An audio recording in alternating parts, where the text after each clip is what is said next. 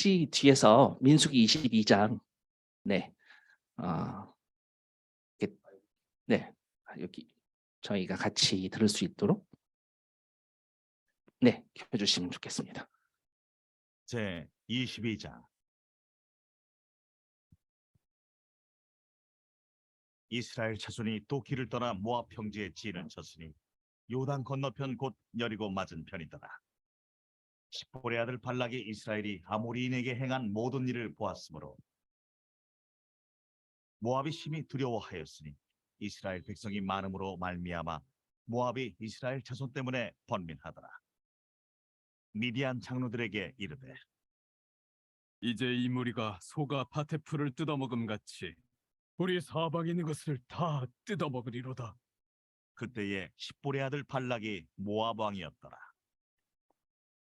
그가 사신을 부올의 아들 발람의 고향인 강가 부돌에 보내어 발람을 부르게 하여 이르되 보라, 한 민족이 애굽에서 나왔는데 그들이 지면에 덮여서 우리 맞은편에 거주하였고 우리보다 강하니 청하건대 와서 나를 위하여 이 백성을 저주하라. 내가 혹 그들을 쳐서 이겨 이 땅에서 몰아내리라. 그대가 복을 비는 자는 복을 받고 저주하는 자는 저주를 받을 줄을 내가 알미니라. 모압 장로들과 미디안 장로들이 손에 복채를 가지고 떠나 발람에게 이르러 발락의 말을 그에게 전하매 발람이 그들에게 이르되 이 밤에 여기서 유숙하라. 여호와께서 내게 이르시는 대로 너희에게 대답하리라. 모압 귀족들이 발람에게서 유숙하니라. 하나님이 발람에게 임하여 말씀하시되 너와 함께 있는 이 사람들이 누구냐? 발람이 하나님께 아뢰되 모압 왕 십볼의 아들 발락이 내게 보낸 자들이니이다. 이르기를 보라, 애굽에서 나온 민족이 지면에 덮였으니 이제 와서 나를 위하여 그들을 저주하라. 내가 혹 그들을 쳐서 몰아낼 수 있으리라 하나이다. 하나님이 발람에게 이르시되 너는 그들과 함께 가지도 말고 그 백성을 저주하지도 말라. 그들은 복을 받은 자들이라. 발람이 아침에 일어나서 발락의 귀족들에게 이르되 너희는 너희의 땅으로 돌아가라. 여호와께서 내가 너희와 함께 가기를 허락하지 아니하시느니라. 모압 귀족들이 일어나 발락에게로 가서 전하되 발람이 우리와 함께 오기를 거절하더이다. 발락이 다시 그들보다 더 높은 고관들을 더 많이 보내매 그들이 발람에게로 나아가서 그에게 이르되 십볼의 아들 발락의 말씀에 청하건대 아무 것에도 거리끼지 말고 내게로 오라. 내가 그대를 높여 크게 존귀하게 하고 그대가 내게 말하는 것은 무엇이든지 시행하리니 청하건대 와서 나를 위하여 이 백성을 저주하라 하시도이다. 발람이 발락의 신하들에게 대답하여 이르되 발락이 그 집에 가득한 은금을 내게 줄지라도 내가 능히 여호와 내 하나님의 말씀을 어겨 덜하거나 더하지 못하겠노라. 그런즉 이제 너희도 이 밤에 여기서 유숙하라. 여호와께서 내게 무슨 말씀을 더하시는지 알아보리라. 밤에 하나님이 발람에게 임하여 이르시되 그 사람들이 너를 부르러 왔거든. 일어나 함께 가라. 그러나 내가 네게 이르는 말만 준행할지니라. 발람이 아침에 일어나서 자기 나귀의 안장을 지우고 모압 고관들과 함께 가니 그가 감으로 말미암아 하나님이 진노하심으로 여호와의 사자가 그를 막으려고 길에 서니라. 발람은 자기 나귀를 탔고 그의 두 종은 그와 함께 있더니 나귀가 여호와의 사자가 칼을 빼어 손에 들고 길에 선 것을 보고 길에서 벗어나 밭으로 들어간지라. 발람이 나귀를 길로 돌이키려고 채찍질하니 여호와의 사자는 포도원 사이 좁은 길에 섰고 좌우에는 담이 있더라. 나귀가 여호와의 사자를 보고 몸을 담에 대고 발람의 발을 그 담에 짓누름에 발람이 다시 채찍질하니 여호와의 사자가 더 나아가서 좌우로 피할 데 없는 좁은 곳에 선지라. 나귀가 여호와의 사자를 보고 발람 밑에 엎드리니 발람이 노하여 자기 지팡이로 나귀를 때리는지라. 여호와께서 나귀 입을 여시니 발람에게 이르되 내가 당신에게 무엇을 하였기에 나를 이같이 3번을 때리느냐? 발람이 나귀에게 말하되 내가 나를 거역하기 때문이니 내 손에 칼이 있었다면 곧 너를 죽였으리라. 나귀가 발람에게 이르되 나는 당신이 오늘까지 당신의 일생 동안 탄 나귀가 아니냐? 내가 언제 당신에게 이같이 하는 버릇이 있었더냐? 없었느니라. 그때에 여호와께서 발람의 눈을 밝히시매 여호와의 사자가 손에 칼을 빼들고 길에 선 것을 그가 보고 머리를 숙이고 엎드리니 여호와의 사자가 그에게 이르되 너는 어찌하여 내 나귀를 이같이 3번 때렸느냐? 보라, 내 앞에서 내 길이 사악하므로 내가 너를 막으려고 나왔더니 나귀가 나를 보고 이같이 3번을 돌이켜 내 앞에서 피하였느니라. 나귀가 만일 돌이켜 나를 피하지 아니하였다면 내가 벌써 너를 죽이고 나귀는 살렸으리라. 발람이 여호와의 사자에게 말하되 내가 범죄하였나이다. 당신이 나를 막으려고 길에 서신 줄을 내가 알지 못하였나이다. 당신이 이를 기뻐하지 아니하시면 나는 돌아가겠나이다. 여호와의 사자가 발람에게 이르되 그 사람들과 함께 가라. 내가 내게 이르는 말만 말할지니라. 발람이 발락의 보관들과 함께 가니라. 발락은 발람이 온다 함을 듣고 모압 변경 끝 아르논가에 있는 성읍까지 가서 그를 영접하고 발락은 발람에게 이르되 내가 특별히 사람을 보내어 그대를 부르지 아니하였느냐? 그대가 어찌 내게 오지 아니하였느냐? 내가 어찌 그대를 높여 존귀하게 하지 못하겠느냐? 발람이 발락에게 이르되 내가 오기는 하였으나 무엇을 말할 능력이 있으리까? 하나님이 내 입에 주시는 말씀 그것을 말할 뿐이니이다. 발람이 발락과 동행하여 기랴투솥에 이르러서는 발락이 소와 양을 잡아 발람과 그와 함께한 보관들을 대접하였더라. 아침에 발락이 발람과 함께하고 그를 인도하여 바알의 산당에 오르매 발람이 거기서 이스라엘 백성의 진 끝까지 보니라.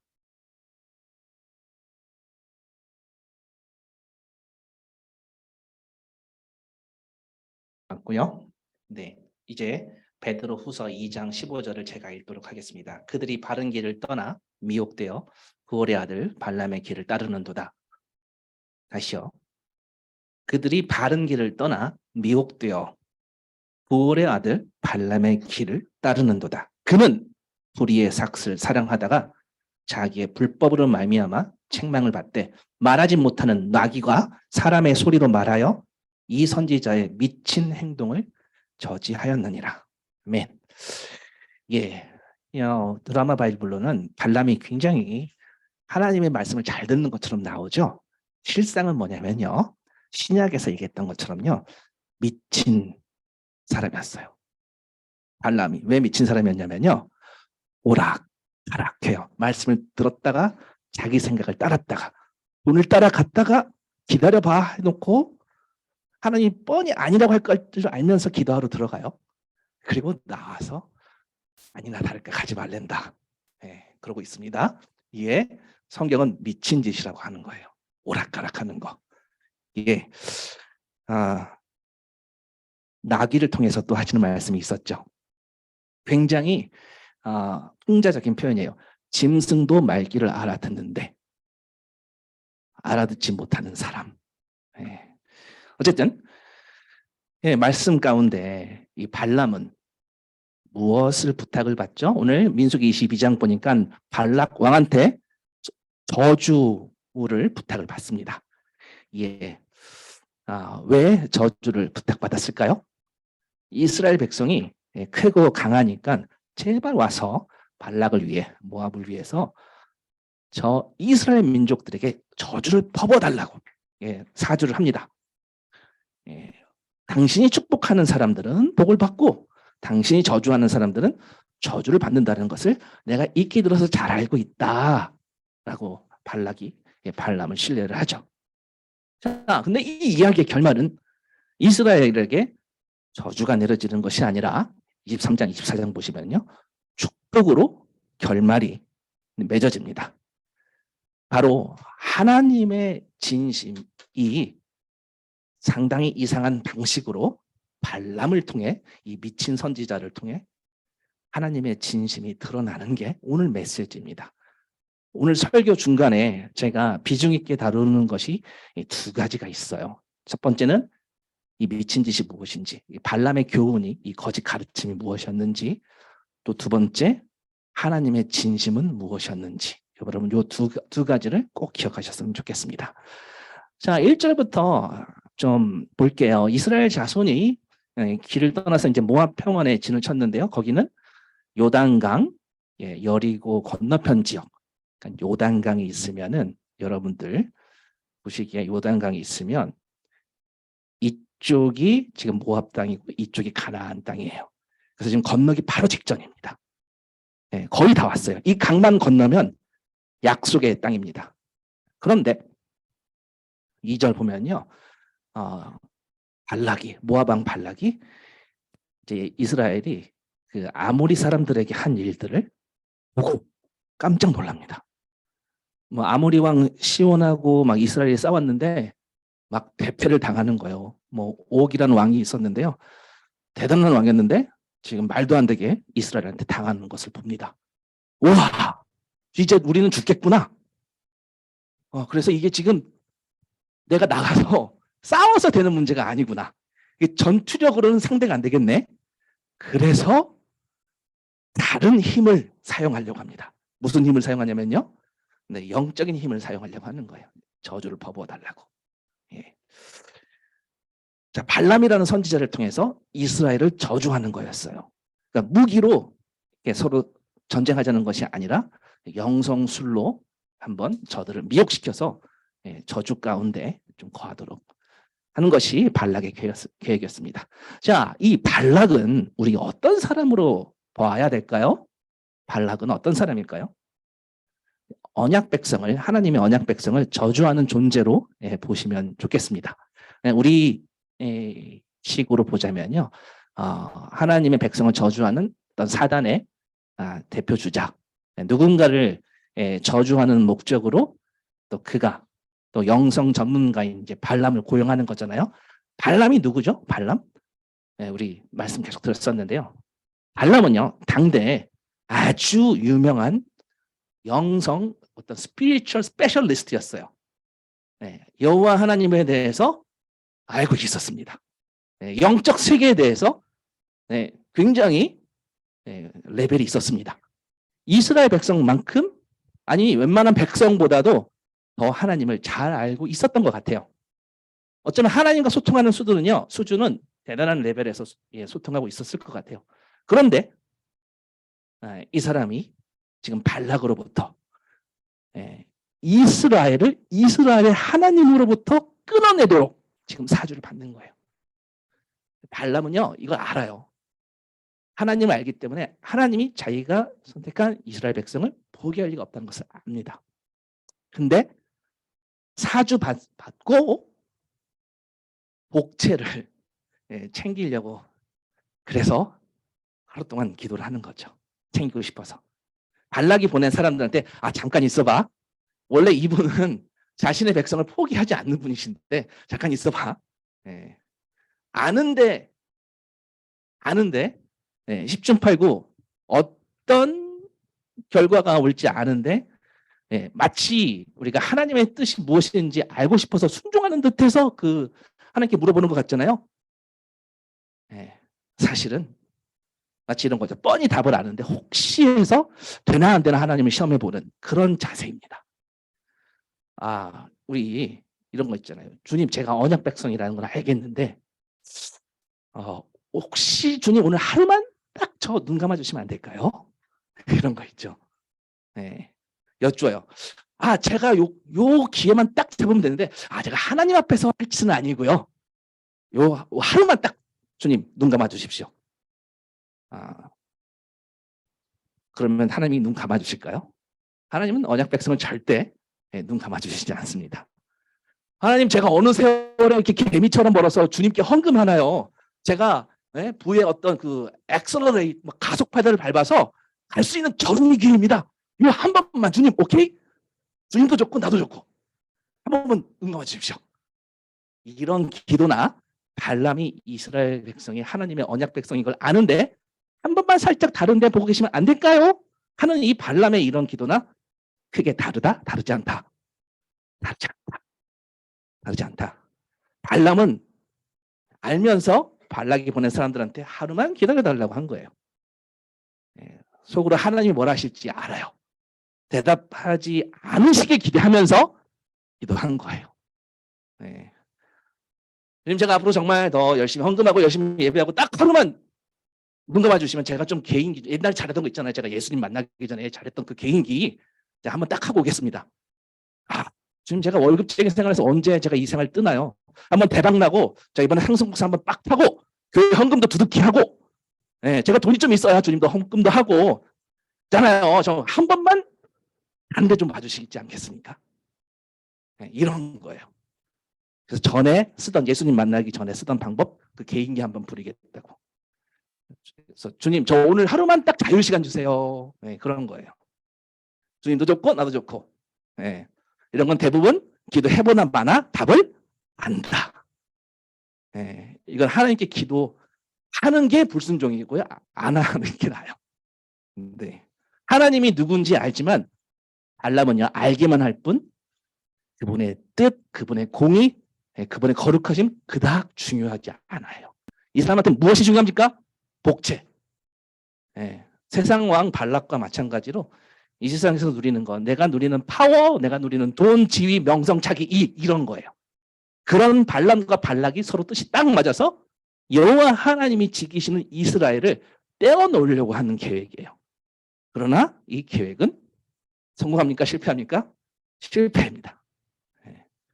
발람이 하나님을 잘 알고 있다고 해서 이 계획이 성공하지 않는 건 어쩌면 뻔해요.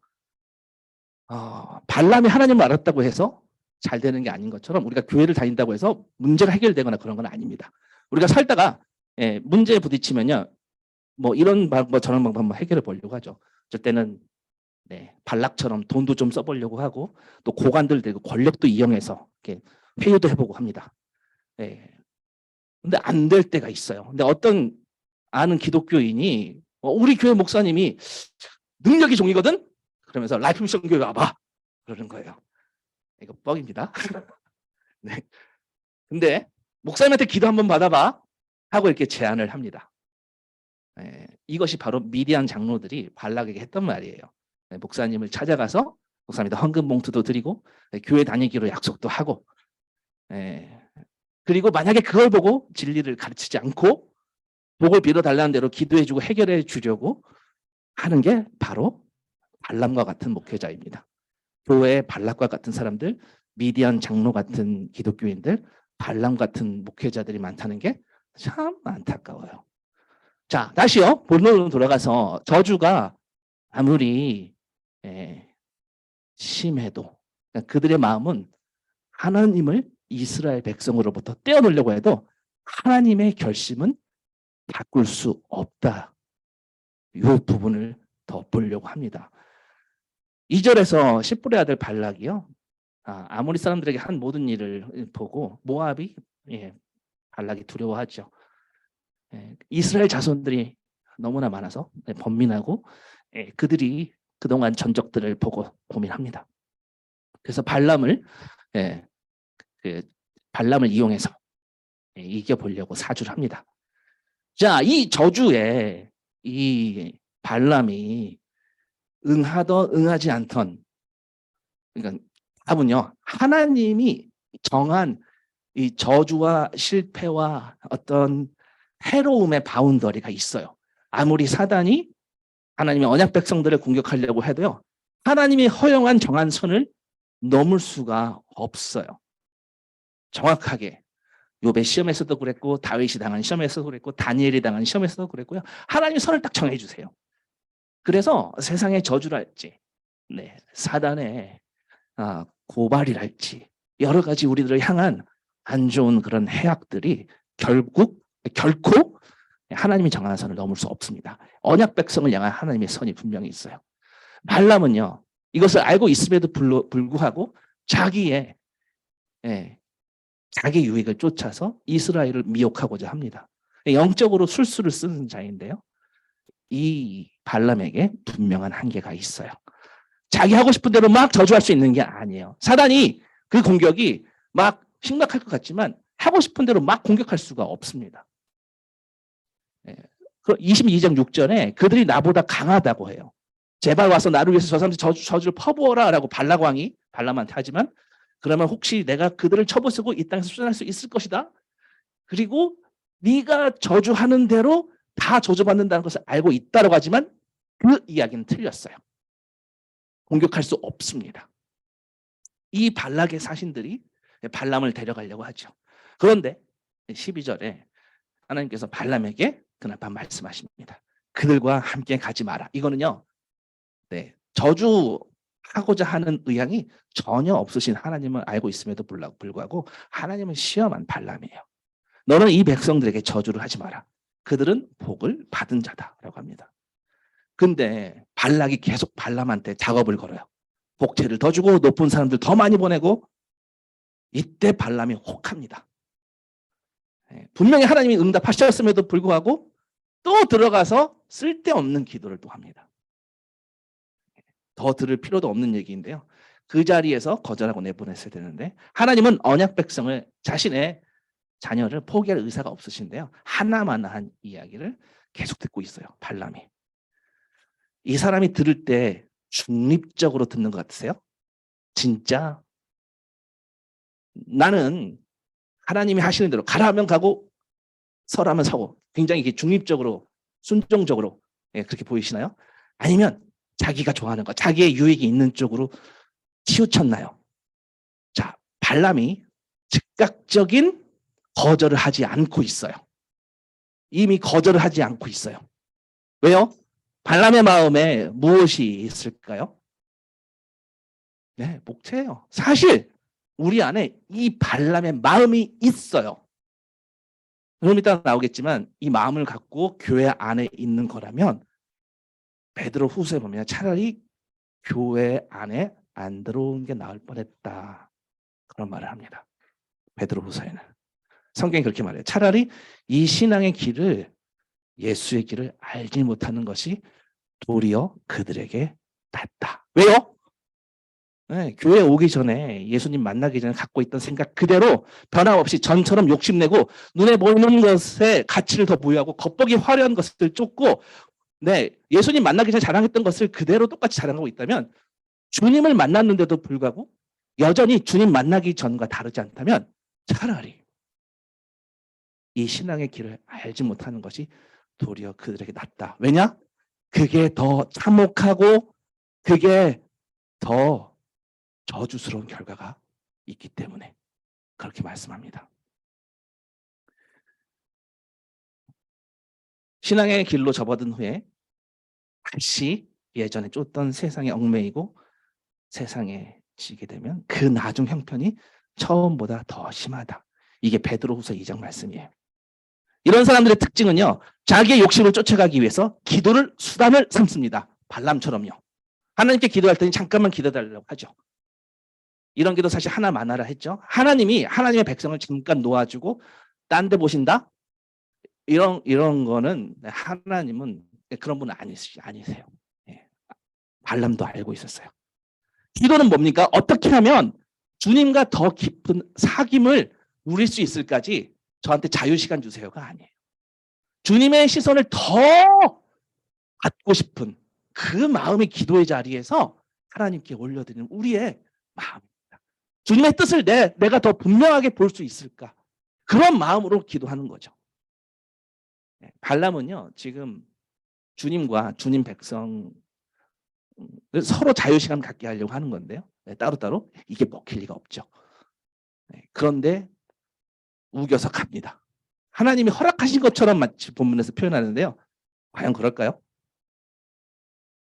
하나님이 어떻게 말씀하실지 아는데 계속 우겨서 기도하면요. 그냥 하나님 그 길로 가게 하실 때가 있어요. 그렇지만 하나님은 원치 않는다는 것을 이미 처음부터 시작부터 말씀하셨어요. 이거 정확히 우리의 모습입니다. 발람의 모습은. 다시요. 베드로후서 2장 말씀에 이런 사람은요. 처음보다 나중 형편이 더 심하다. 발람이 그런 사람이고요. 우리도 그런 사람이 될 수 있습니다. 이런 사람은요, 얼마나 노답이냐면 차라리 동물이 낫다요. 금수만도 못한 것이요. 나귀만도 못하다라는 거예요. 차라리 나귀가 하나님의 말씀을 더 잘 듣는다라는 거예요. 돌들도 예수님이 그랬어요.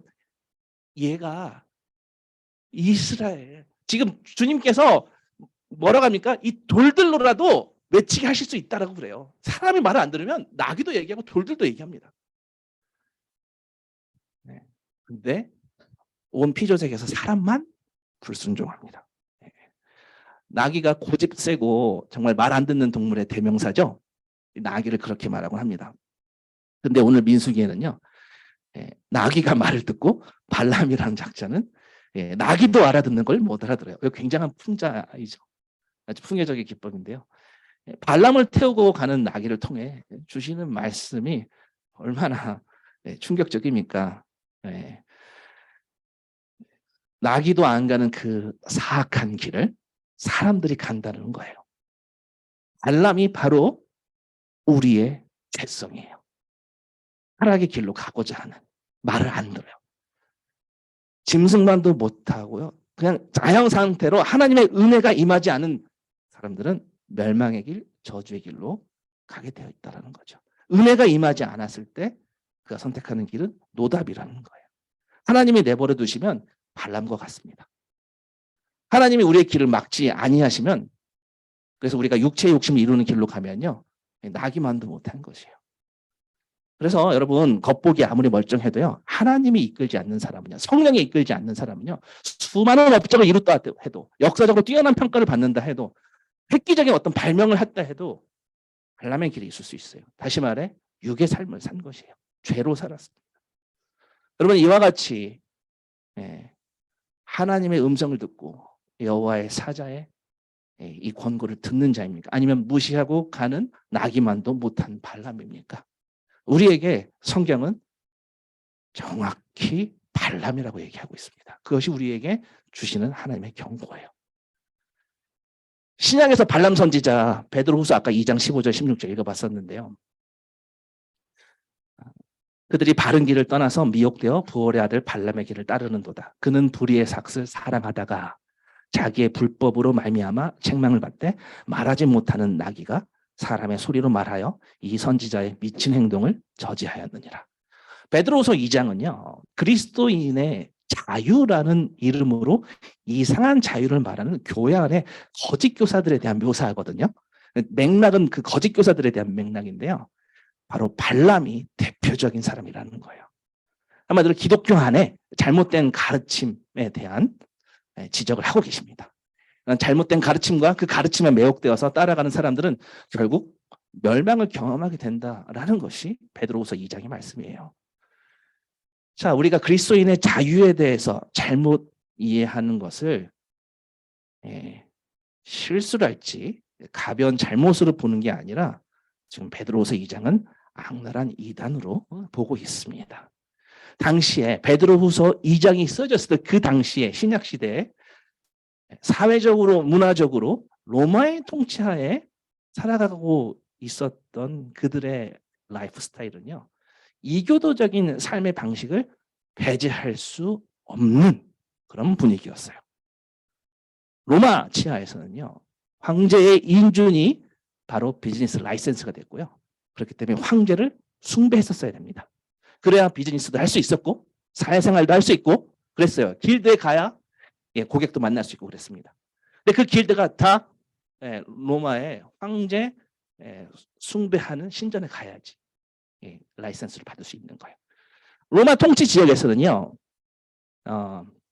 이방 신전에서의 제의적인 의식을 따라서 그들은 문화활동이라고 하고 사회생활이라고 경제활동을 했었어요. 이때 부도덕한 제의적 의식이 그리스도인들에게는 아주 큰 고민이었습니다.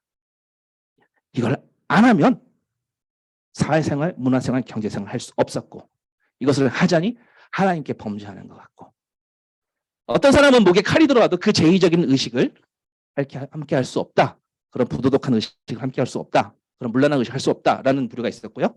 자유라는 관점으로 새로운 신학을 접목한 사람들이 있었습니다. 영기주의적 관점으로 복음을 해석하는 부류는요, 그 제의적 의식이 우리 컨텍스추얼라이즈해서 상황화를 해서 그리스도인의 세상을 살아가는 이 현실은 절대 피할 수 없는 것이기 때문에 이건 죄 문제가 아니라 그냥 우리가 살아가는 현실에 있는 상황의 문제야. 그래서 세상의 트렌드를 따라서 그런 문화적 활동을 어쩔 수 없이 하면서 거기서 불필요한 에너지 막 죄와 싸운다고 싸우지 말고 시간 낭비하지 말고 그냥 우리는 다 죄인이니까 어차피 복음이 못 받는 죄가 있어 없어? 없어.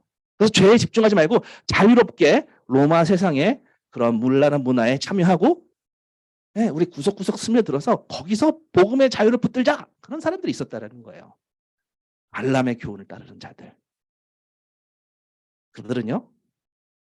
그들이 지켰던 것은 복음이 아니라 복음의 지식을 지켰어요. 그 지식이 무너지지 않도록 힘썼습니다.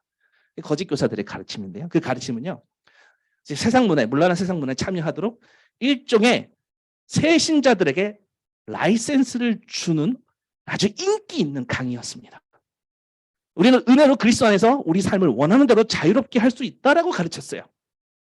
율법의 정죄의 한계를 뛰어넘을수록 하나님의 은혜가 더욱 커진다라고 가르쳤습니다. 베드로는요, 이런 가르침에 대해서, 이런 기독교 안의 리더들에 대해서 하나님께서 심판의 날 반드시 형벌에 처할 거라고 경고하고 있어요.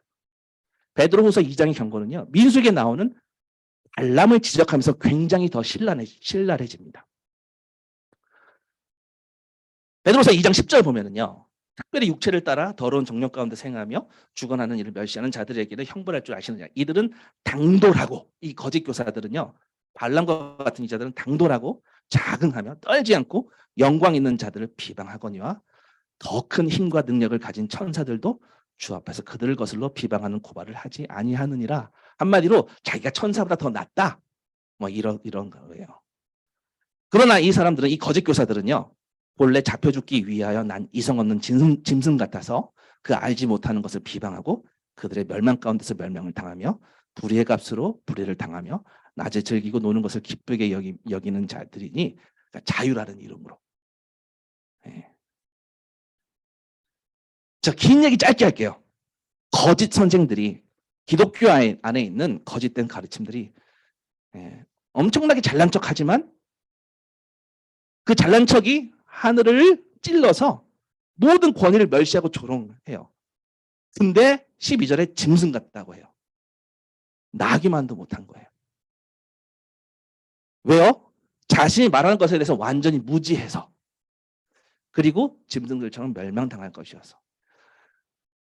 그래서 베드로는요, 이 영적인 교만을 조심하라고, 이것이 발람의 교훈을 가진 이 거짓 교사들의 특징이라고 합니다.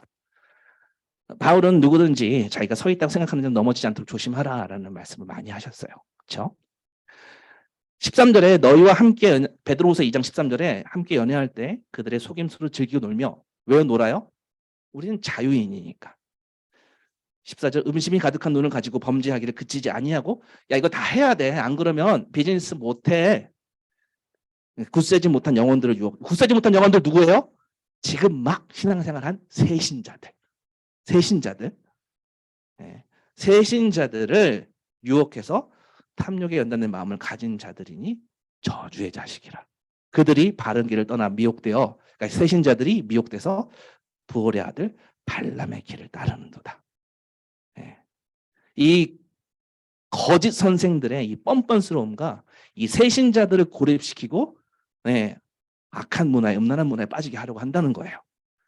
베드로는요, 이 거짓 선생들이 어떻게 돈을 벌려고 하는지 구체적으로 말하지 않습니다. 근데 발람의 비유에서 힌트를 찾을 수 있죠. 발람이 발락한테 돈을 받지 않습니까? 그리고 이스라엘 백성을 저주해달라고 사주하죠. 베드로가 이 후서 2장 15절에서 주목하는 것이 바로 이 발람의 이 복채를 받은 자기 유익을 쫓았던 요 포인트를 주목하고 있습니다. 발람은요, 잘못된 행위로 인해 자신의 유익, 특별히 자신의 신앙 서비스에 대한 대가를 얻는 그런 종류의 유익을 좋아했어요. 아마도 당시 베드로 후서가 썼을 당시 그 초대교회 리더들 중에서 잘못된 리더들은요, 이제 막 신앙의 길에 접어든 새 신자들을 다른 길로 유인했을 뿐만 아니라 어떤 길이요? 복음의 자유로 모나를 받아들이자. 어차피 우리는 죄인이야. 하나님의 은혜로 덮일 거야. 그런 가르침이 어떤 특강도 열고 일종의 어떤 특강 수업료까지 이제 받아냈을 거예요. 사람들이 돈 받으면은 좀 더 괜찮게 받아들이지 않습니까? 그랬을 것 같다는 생각이 듭니다. 베드로서 2장 14절에는요, 그 거짓 선생들이 누구를 포섭하려고 하는지요? 아까 말씀드렸던 것처럼 굳세지 못한 영혼들, 새신자들이에요. 또 18절에는요, 그릇되게 행하는 사람들에게서 겨우 피한 자들. 지금 막 세상에서 건져내온 사람들이에요. 다시 말해서 새로 믿은 사람들이에요. 기독교의 진리에 대한 이해가 아직 단단하지 못한 사람들을 포섭한다는 거예요. 저는 우리 교회가 이런 분들에게, 막 신앙생활 하시는 분들에게 정말 우리 교회가 신중하게 좋은 것만 엄선해서 철저히 분별해서 기독교의 핵심 진리가 무엇인지 정말 최선을 다해야 한다고 믿습니다. 왜냐? 우리 믿음의 이 길에 들어섰을 때는요, 어떤 것이 엄선된 맛있는 하나님의 영적 음식인지 아니면 발람의 교훈이 들어간 것인지 분별이 안 될 때가 있습니다. 그래서 먼저 오신 분들은요, 나중에 오신 분들에게 정말 부탁입니다. 각자의 영적 경험이 아니라 어떤 신앙의 연론이 아니라 핵심 진리를 전해주셔야 됩니다. 그리고 17절에 베드로서 2장 17절에 이들을요, 물이 없는 샘과 폭풍에 휩쓸린 안개라고 표현해요. 물이 없는 샘이 뭡니까? 사막에서 지금 물을 찾아서 막 헤매고 있는데 저기서 오아시스가 보여요. 막 달려갔는데 오아시스 갔는데 물이 없어요. 네. 메마른 상태예요. 이 거짓 교사들은요, 영적 통찰력을 주고 막 사막의 오아시스는 뭔가 관통하는 뭔가를 준 것 같지만, 진짜 복음 안에서 자유를 제공하는 것 같지만 실제로는 아무것도 없다라는 거예요. 한 비를 약속하는 것 같지만 금방 없어지는 안개와 같다라는 거예요.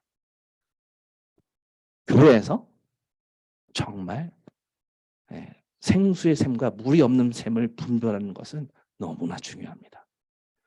어떤 가르침은 영생을 향해 있고요, 어떤 가르침은 관통하는 것 같지만 캄캄한 어둠으로 마무리가 될 때가 있어요. 거기서 슬피 울며 이를 가게 되는 결말이 될 수도 있습니다. 우리 정말 분별하는 백성이 되어야 합니다.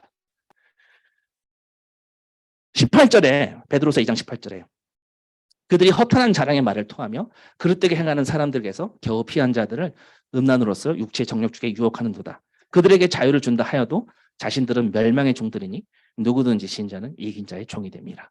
만약 그들이 우리 주 대신 구주 예수 그리스도를 알므로 세상의 더러움을 피한 후에 다시 그 중에 얽매이고 지면, 다시 세상에 얽매이고 또 세상에 지면 그 나중 형편이 뭐라고요? 처음보다 더 심하리니. 21절에 의의 도를 안 후에, 그러니까 그리스도의 길을 안 후에 받은 거룩한 명령을 저버리는 것보다 차라리 알지 못하는 것이 그들에게 낫다. 22절에 개가 그 토하였던 것에 돌아가고 돼지가 더러운 구덩이에 도로 누웠다 하는 말이 그들에게 의하였다 합니다. 자유를 준다고 약속하는 그 거짓 가르침. 복음 안에서 우리는 해방되었기 때문에 이제 모든 행동이 가능하다라는 거짓 선생들의 이 가르침은요, 반은 맞고 반은 틀려요. 자유를 준다고 약속한 것은 맞아요. 복음은 자유를 줍니다. 옳습니다. 네, 우리 신앙의 핵심 중에 핵심이 우리를 자유로, 죄악 가운데 속박되었던 우리를 해방으로 인도하신 거예요. 근데 우리의 욕심과 자랑을 자유롭게 해도 좋다라는 게 아니에요. 우리의 인간적인 추구들, 예수님을 알기 전에 추구했던 모든 것들을 해도 좋다는 게 아닙니다. 그렇게 하면 19절처럼 멸망의 결말이 있기 때문입니다. 자유에 대한 정말 올바른 관점은요, 십자가를 통해서 죄의 책임과 죄의 영향력이 다 우리로부터 사라졌습니다. 그것이 바로 죄로부터 자유로 얻은 거예요. 더 이상 우리는요, 율법으로 지키려고 노력할 필요가 없다는 의미에서 율법으로 자유를 얻은 것이에요. 거룩함을 이룰 수 없다는 절망에서 자유로워졌기 때문에 이제는 거룩한 삶을 추구하다가 안 될 걸 뭐해? 라는 그런 어큐즈에 고개를 숙일 필요가 없어요. 그래서 마음껏 자유롭게 거룩함으로 나아가는 것입니다. 그런데 이 자유의 복음이 전파되는 곳에 거짓 교사들은요, 이 복음을 발람처럼 왜곡했어요. 베드로서 3장 16절에 이런 말씀이 있습니다. 그들 안에는 이해하기 어려운 것들이 있는데 무지하고 불안정한 사람들이 스스로 파멸에 이르는 왜곡이 있다라고 말을 해요. 그냥 거짓 선생들은요, 새신자들, 단단하지 않은 감미는 영혼들 끌어들여서 율법으로부터 벗어나는 자유를 악용해서 자기 욕심을 이루는 자유를 정당화하는 방법으로 가르쳐요. 복음으로 자유를 얻는 건 맞는데 자기 욕심을 이루는 자유는 발람의 길입니다. 바울은요, 이 자유에 대한 자신의 이 가르침이 이런 합리화, 자유를 합리화하는 이런 위험성에 노출되어 있다는 것을 이미 알고 경고를 했어요. 예를 들어서 갈라디아서 5장 13절에 형제가 너희는 자유를 위하여 부르심을 받았으니 다만 그 자유를 육체의 기회로 삼지 말고 사랑으로 서로 종이 되라. 자유롭게. 이제 더 이상 세상에서 말하는 종의 데피니션이 너희들을 속박하지 않아. 그 세상의 데피니션에서부터 자유로워지는 거야. 그래서 사랑으로 종으로 살 수 있는 거야 말합니다. 그런데 거짓 교사들은요, 그 자유를 기회 삼아서 돈에 대한 사랑을 합리화하고 명예에 대한 추구를 합리화하고 도덕적 해이에 대한 합리화를 추구합니다. 새롭게 시작한 그리스도인들, 단단하지 않은 새신자들한테 이런 걸 인용했을 거예요. 그리스도께서 우리를 자유케 하셨으니 그러므로 굳게 서서 다시는 노예의 멍에를 매지 말라. 예. 그래서 우리의 삶을 지배하는 율법주의에서 벗어나십시오. 이렇게 가르쳤을 거예요. 율법 아래 있는 것이 아니라 은혜 안에 있습니다. 이런 가르침에 그들은 목소리 높여 외쳤을 겁니다. 그런데 그분들은 너희가 육신대로 살면 죽을 것이요 성령으로 몸의 행실을 죽이면 살리라 라는 이 바울의 가르침은 완전히 무시했을 것입니다. 로마서 8장 13절에 나오는데요. 그래서 베드로는요, 그들이 성경을 왜곡하여 스스로 멸망에 이르게 하고 있다. 그래서 그들이 멋지게 약속하는 그 자유는 결국 패망의 길이다 라고 경고하고 있습니다. 베드로서 2장 20절에 결정적으로 경고의 말씀을 하는데요. 우리 주 예수 그리스도를 알므로 세상의 더러움을 피한 후에 다시 그 중에 얽매이고 지면 그 나중 형편이 처음보다 더 심하다. 그리스도에 대해 알아가고 배워가는 새신자들한테 제발 조심하라 라고 하고 있어요. 이제 세상의 예전 풍습에서 벗어나서 이제 새로운 길을 갖고 있는 어떤 부류에 대해서 묘사하고 있습니다.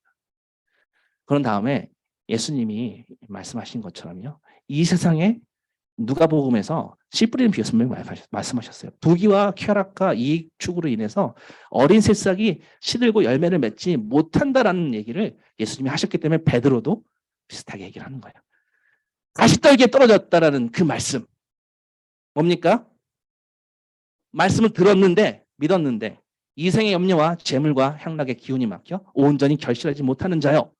이미 예수님이 베드로에게 비유를 통해서 말씀하셨습니다. 그래서 베드로의 경고는요, 그리스도의 길을 더 많이 알면 알수록 불순종에 대한 심판이 더 가혹해질 수 있다는 것을 경고하고 있습니다. 21절은요, 의의 도를 안 후에 받은 거룩한 명령을 저버리는 것보다 알지 못하는 것이 도리어 그들에게 낫다라는 말씀이에요. 그 길을 알지 못하는 것이 낫다. 이게 베드로가 지어낸 얘기가 아닙니다.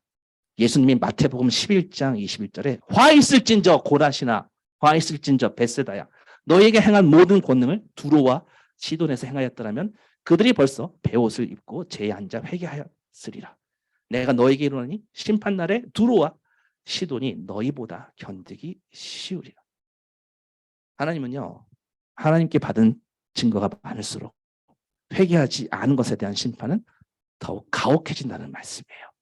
누가복음 12장 47절에 주인의 뜻을 알고도 준비하지 아니하고 그 뜻대로 행하지 아니한 종은 많이 맞을 것이요 알지 못하고 맞을 일을 행한 종은 적게 맞으리라. 무릇 많이 받은 자에게는 많이 요구할 것이요 많이 맡은 자에게는 많이 달라 할 것이니라. 베드로는요 새로 믿기 시작한 사람들에게 지금 워닝을 주는 거예요. 지금 그리스도에 대해서 배우고 경험하고 있잖아. 근데 이것을 벗어나서 다시 옛날로 돌아가면 더 참혹한 결과가 있을 거야 라고 지금 워닝 메시지를 계속하고 있는 거예요. 여러분들 보통 그 병원에 가면 그 약을 처방해 주잖아요. 예를 들어서 이제 열을 처방을 딱 받았다고 칩시다. 열을 처방하는데 중간에 한 5일쯤 돼서 몸이 괜찮아졌어요. 그래서 5일만 딱 복용하고 중단하는 거예요. 근데 이 의사 선생님은요, 만약에 중간에 약을 끊거나 그렇게 하면 더 심해질 수 있다라고 경고를 했는데도 불구하고 몸이 괜찮아진다면 우리 한 닷새 만에 딱 끊습니다. 저는 그리스도인의 삶도 마찬가지라고 생각해요. 하늘에 계신 우리의 영혼을 치유해 주시는 분의 말씀을 신뢰하지 않고 구원을 위한 그런 처방에 불순종하면, 그래서 도중에 자유를 기회로 삼아서 자신의 목적을 이루는 발람과 같은 자가 된다면, 하다가 중간에 만다면, 오락가락한다면 원래 상태보다 더 나빠질 것입니다. 베드로서 2장은요 우리를 죄 가운데서 건져내신 주님을 부인하지 말라고 하면서 자신의 유익을 쫓는 그 삶에 얼마나 발람과 같은 모습인지를 경고하는 거예요. 제가 시간이 있다면 또 한 부류의 우리 주의해야 될 것을 말씀드리고 싶은데 오늘 시간이 없어갖고 다음에 말씀드리도록 하겠습니다. 어떤 부류냐면, 이거는 거짓 선지자는 아닌데 좀 주의해야 될 말씀들이 있어요. 그러니까 하나님 나라와 우리 나라를 연결해서 자신의 정치적 신념을 예배 때 외치는 사람, 집회 때 외치는 건 상관없습니다. 예배 때 외치는 사람 주의하셔야 됩니다. 주의해요. 예배는 하나님이 높임을 받는 자리입니다. 이게 뭐 진보나 보수나 다 마찬가지예요. 이분들이 다른 곳에서 주장하는 것은 전혀 문제 없어요. 교회 말고 다른 데서. 뭐 TV에 출연해서 뭐 어디에서 하는 건 다 좋아요. 유튜브에서 하는 거 다 좋아요. 근데 예배는요 그게 아니에요. 하나님의 나라에 관한 우리의 마음을, 우리의 전 자아를 다 갈아 넣어서 세상 그 어느 나라보다 하나님의 나라가 위대하다 고백하는 자리가 예배 자리입니다. 세상의 정치, 세상의 노래, 세상의 것이 들어올 수 있는 곳이 아니라는 거예요. 예배에서 가장 드러내는 것은 예수 그리스도의 이름과 하나님의 주권적 은혜와 성령의 역사뿐입니다. 이 하나님의 일하심 외에는 다른 것이 절대 강조돼서는 안 됩니다. 누군가 이렇게 말할 수도 있죠. 목사님, 그런 신념들이 굳게 서야 우리가 제도적으로 좋은 환경에서 하나님을 더 경배할 수 있지 않나요? 맞는 듯하지만 틀립니다. 기독교는 예수만 절대화합니다. 예배에서는요. 그 외의 것을 말하면요 맞는 듯하지만 틀립니다. 하나님께 나아가려면요 누군가 나보다 더 친한 사람이 중보해 주어야 되지 않나요? 그럴듯하지 합니다. 근데 이것을 절대화해서 교리 삼은 게 로맨 캐톨릭이에요. 마리아를 중보자 삼았습니다. 교리 안 해도요 기도파가 있고 뭐 말씀파가 있고 뭐 찬양파가 있고 그렇습니다. 나는 기도가 중요하다고 생각해. 난 말씀, 난 찬양. 각자를 뒷받침하는 영적 체험들이 다 있어요. 왜? 하나님이 주신 확신들이 있습니다. 그러나 기독교에서 가장 큰 갈등과 싸움은요 보통 하나님을 바라보는데 자기가 맞는 방향을 바라보고 있다고 기준 삼는 것과 갈등과 싸움의 원인이 됩니다. 우리가 기준 삼아야 될 것은요 예수밖에는 없어요. 특별히 예배는 더욱 그러합니다. 그래서 제가 사석이나 집에서나 뭐 저의 신념들, 뭐 교육적 신념, 정치적 신념 이런 걸 말하기도 합니다. 그런데 예배에서 말하지 않습니다. 예배는 그런 자리가 아닙니다. 예배는요 우리 발람과 같은 우리를 하나님이 건져내서 내 사랑하는 나의 신부야 라고 하신 주님의 놀라운 사랑에 엎드려져서 그냥 감사합니다, 감격하는 자리예요. 발람이 저주를 하려고 했는데요. 그런데 민수기 23장 보시면요, 이렇게 되어 있어요. 하나님께서 저주하지 않는 사람들을 내가 어떻게 저주하겠는가? 하나님이 저주를 퍼붓지 않는 사람들에게 내가 어떻게 저주를 퍼붓겠는가? 민수기 23장 21절에는 그분은 야곱에게서 허물을 보지 않으시고 이스라엘에게서 잘못을 보지 않으셨다. 이게 말이 되나요? 40년 동안 계속 불평했어요. 40년 동안 계속 물이 없다, 뭐가 없다. 이집트가 더 낫다. 나를 죽이려고 하냐. 근데 하나님은요, 뭐래요? 그 말이 안 돼요. 말이 안 돼요. 진짜 말이 안 돼요. 하나님은 하나님의 백성들에게 무엇을 하십니까? 잘못을 보지 않으셨대요. 그 하나님께 여기서 하나님 말고 다른 게 설 자리가 있을까요? 우리의 허물, 우리의 반역, 우리의 죄, 우리의 불평, 이것을 보지 않겠다는 하나님의 결정이에요. 발람과 같은 그런 모습이 있는데 하나님은 우리에게 넌 내 거야 라고 하는 순간 다른 모든 결정들을 보지 않겠다고 결정하셨어요. 그 결정을 십자가에서 확증하셨습니다.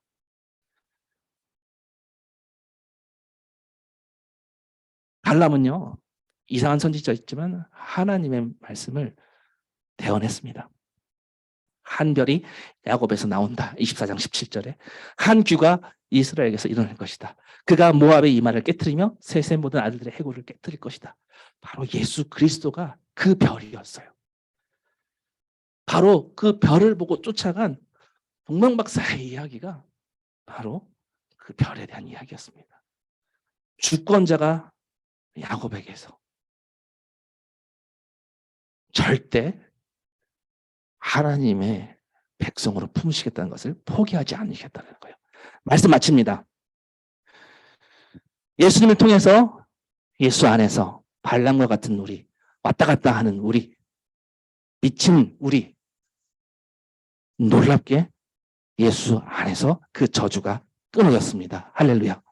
우리의 모습은요, 이스라엘에 순종하지 않았던 것처럼 그랬지만요, 그럼에도 놀라운 것은요, 이 모든 것을 자신의 백성을 향해 하나도 개의치 아니하시는 하나님의 은혜입니다. 이스라엘의 그 불순종에도 불구하고 약속의 땅으로 들어가는 것처럼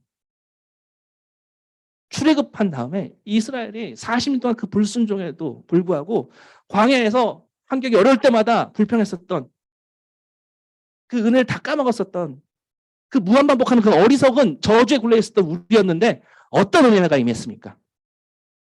그리스도께서 우리를 위하여 저주를 받은 바 되사 발람이 하려고 했던 그 저주 예수님이 다 가져가셨다는 거예요. 율법의 저주에서 우리를 속량하셨으니 기록된 바 나무에 달린 자마다 저주 아래 있는 자라 하였습니다. 이는 그리스도 예수 안에서 아브라함의 복이, 이 출애굽한 백성들의 복이 예수 그리스도 안에서 이방인에게 미치게 하고 또 우리 화여금 믿음으로 말미암아 성령의 약속을 받게 하려 함이라. 이게 복음의 핵심입니다. 여러분, 우리는 발람입니다. 저주받은 존재, 미친 존재입니다.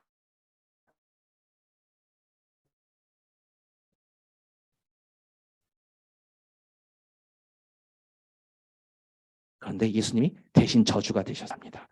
우리 잠시 기도 시간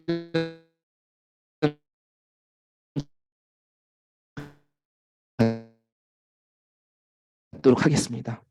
모든 저주를 다 집에서 설 수 있습니다. 그래서 이 자리는 예수만 외치는 자리입니다. 그 어떤 것도 들어오면 안 되는 자리입니다. 이 놀라운 은혜, 이것이 진정한 자유입니다. 우리는 이 복을 받은 자유. 발람처럼 자유하는 것이 아니라 바울처럼 세상의 데피니션에 종노릇하지 않고 사랑의 종노릇하는, 그것이 진정한 자유입니다. 기도하시겠습니다.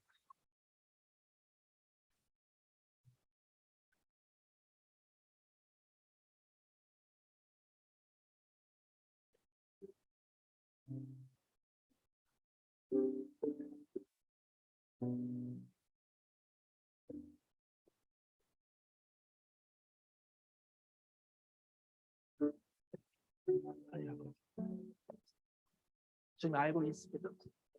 계속 포기하지 아니하시는 주님. 결코 그 은혜를 거두어 드릴 의향이 없으시고 놀라우신 하나님. 그 은혜 때문에 발람과 같은 내가 주님 앞에 나가게 됐습니다. 그 은혜 때문에 이제 나에게 퍼부어질 저주가 예수 그리스도께 퍼부어지고 이제 주님 앞에 당당하게 합당하게 서는 자가 되었습니다. 하나님 아버지, 이렇게 오락가락하고 미친 모습을 보이는 우리 내가 정말 하나님의 은혜를 받게 되는 이 말도 안 되는 이 미친 은혜, 주님 말도 안 되는 이 은혜 우리에게 임했습니다. 나에게 임했으면 주님 감사합니다. 주님 그래서 이 자리 주님 앞에 주님 말씀 하나님의 말씀 그 말씀해 주시고 주님 그 어떤 것에서 오직 예수 그리스도만 절대화하는 주님 우리를 끌어주시옵소서. 하나님 우리 삶 가운데 당신을 올라가서 드리는 말씀 주님 예가 절박하는 모습이 있고 주님 우리의 삶 가운데서 그리스도께 쫓아갔다가 다시 세상의 것을 쫓아갔다가 주님 세상에 내가 쫓아가고 가지 않는 그 목표를 하나님께 투영하여서 그것을 내가 쫓아간다고 하는 그래서 모습을 주님 분별하는 영어를 배워 주시옵소서. 하나님 그것이 우리의 모습. 하나님의 은혜가 임하지 아니하면 주님 하나님의 역사가 임하지 아니하면 주님 우린 발람의 길로 가는 줄도 모르고 주님 내가 너를 도무지 알지 못합니다. 주님 이런 저주 이런 어두움 가운데 오늘 붙잡아 세워주심을 감사드립니다. 하나님 이렇게 우리를 배워주시고 이걸 통하여서 이제 주님 앞에 나가게 해주셔서 발람의 교훈을 따르지 않는 드러내게 하여 주시고 하나님 앞에 주셔서 하나님 말씀 우리에게 내려주시고 하나님 우리의 주님을 주시고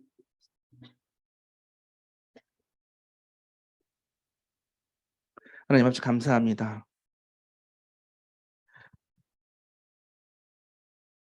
예수 그리스도를 믿고 난 후에도 예수 믿기 전에 따라갔었던 모든 삶의 어리석은 모습을 쫓아갈까 봐 이렇게 베드로 후서에 또 이렇게 민수기에 주님